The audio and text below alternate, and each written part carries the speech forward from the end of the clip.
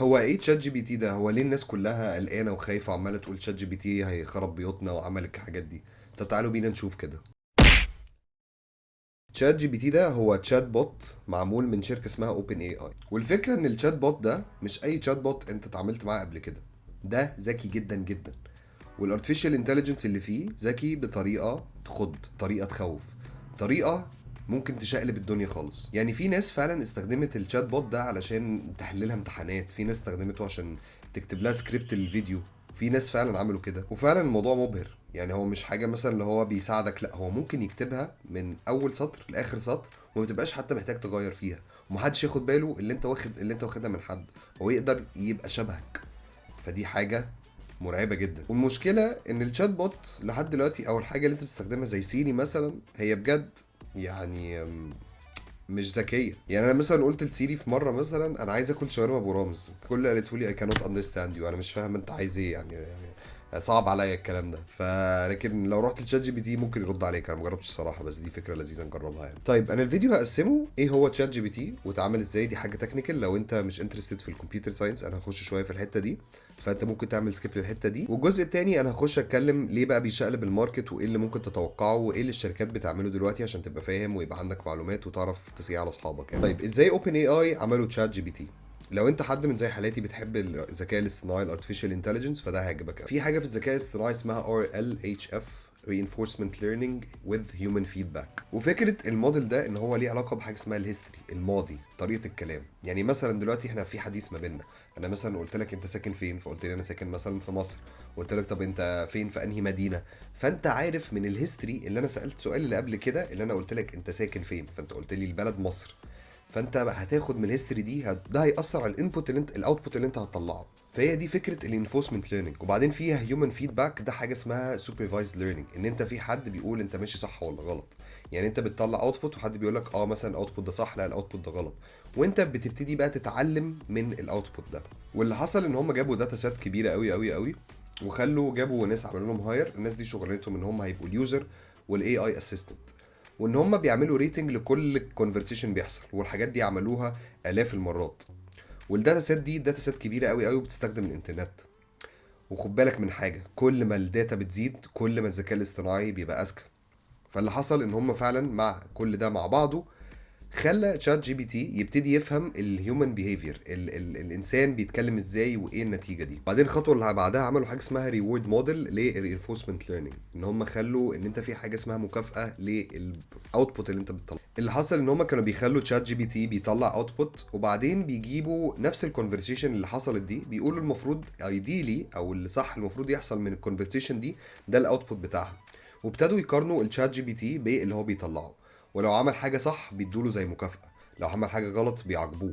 فده بيعلم الارتفيشال انتليجنس، الذكاء الاصطناعي، ايه الكلام المفروض يقوله وايه الكلام اللي مش المفروض يقوله. وان هم عملوه عشان يحسنوا الريورد موديل ده اكتر واكتر، زودوا حاجة اسمها PPO Proximial Policy Optimization. والموضوع بكل بساطة ان هم بيحاولوا يقللوا الكومبلكسيتي بتاعت السيستم ويخلوا الموضوع سهل. لو عايز تخش في تفاصيل اكتر انا ممكن اسيب في الديسكربشن تحت ايه هو البي بي او عشان تبقى فاهم أكتر. واللي حصل ان تشات جي بي تي بقى اللي عملوه ان هو فعلا قعد يترين على داتا سيت وقعد يترين على الانترنت لحد 2021، وبعدين دلوقتي قطعوه، يعني وقفوا على 2021. يعني اي حاجه حصلت بعد كده وما يعرفش عنها حاجه. وطبعا ده عمل طفره رهيبه لدرجه ان حوالي 100 مليون شخص دخلوا في اقل من اسبوع، وده معناه ان هو اسرع منتج حصل له اقبال عليه. ده اسرع من تيك توك، اسرع من انستجرام، اسرع من فيسبوك. وده معناه ان هو عمل طفره في العلم، ان ده عمل طفره في التكنولوجيا. فده معناه ان هو حاجه لازم نبقى كلنا واخدين بالنا منها. ايه بقى التغيير اللي تشات جي بي تي هيعمله؟ اول حاجه لازم تعرفها ان مايكروسوفت كانوا مستثمرين في اوبن اي اي ده من زمان قوي. فطبعا مايكروسوفت كانت اول حد حط ايديها على التكنولوجيا دي.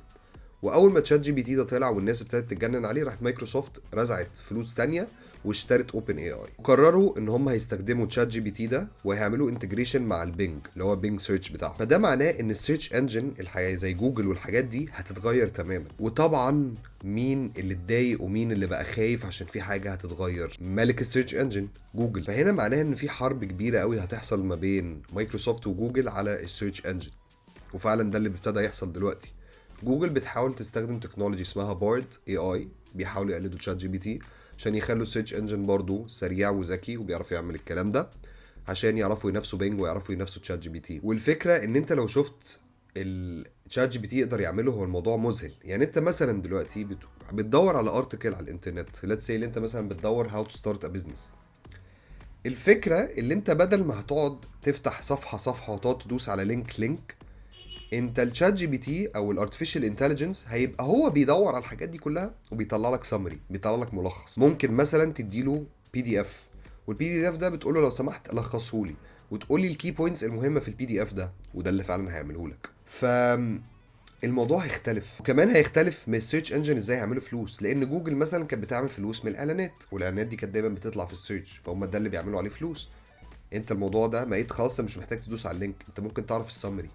البلوجز ممكن تتضرب، حاجات كتير قوي ممكن تتضرب، وده بس بدايه اول حاجه تانية تشات جي بي تي بيعملها، وهو ان هو بيكتب كود، ودي حاجه فعلا حاجه مذهله.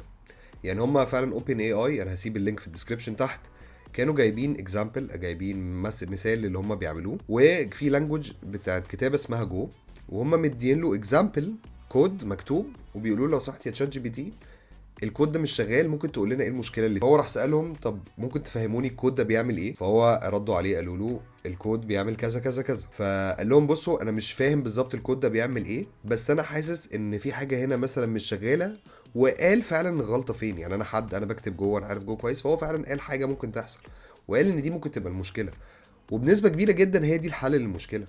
فده معناه ان مثلا التستنج او طريقه كتابه الكود هتبقى مختلفه تماما عن زمان، كل حاجه هتتغير. يعني حتى البروجرامرز هيتغير الموضوع ده، غير طبعا ان في ارتفيشال انتليجنس بيحاول يطلع صور وبيحاول يعمل ارت وبيحاول يعمل الحاجات دي، فحتى الجرافيك ديزاين هيتغير، كل حاجه هتتغير. العصر اللي جاي ده هيبقى عصر جديد جدا. انا شايف ان التكنولوجي دي هتبقى حاجه زي الانترنت. دي حاجه كان الكريبتو كارنسي عايزين يحاولوا يوصلوا لها، من ناحيه الديسربشن دي، ناحيه كده، بس الكريبتو كارنسي للاسف ما كانتش قويه زي دي. بس دي الارتفيشال انتليجنس الموضوع مرعب جدا، بس مرعب مش بدرجه تخوف، بس مرعب من ان اللي انت كميه الاوبورتيونيتيز، كميه الفرص، كميه الحاجات اللي ممكن تعملها، السهوله، الاوبورتيونيتيز اللي بتتفتح لك، حاجة مذهلة. اتمنى يكون الفيديو ده فادك، وما تتخضش. الشات جي بي تي مش هياكل شغلك زي ما انت فاكر، مش هيرفدك من الشغل، هو هيبقى بيساعدك، ودي حاجة لازم تبقى عارفها. ولازم لو انت فعلا عايز تبقى واخد بالك من نفسك، لازم تتعلم التكنولوجي، ولازم تقرا عن شات جي بي تي، ولازم يبقى عندك نوليدج عشان تعرف فعلا تستعمله صح، وتعرف ما تخليهوش ياخد مكانك، او حد تاني عارف ازاي يستخدم شات جي بي تي يجي ياخد مكانك.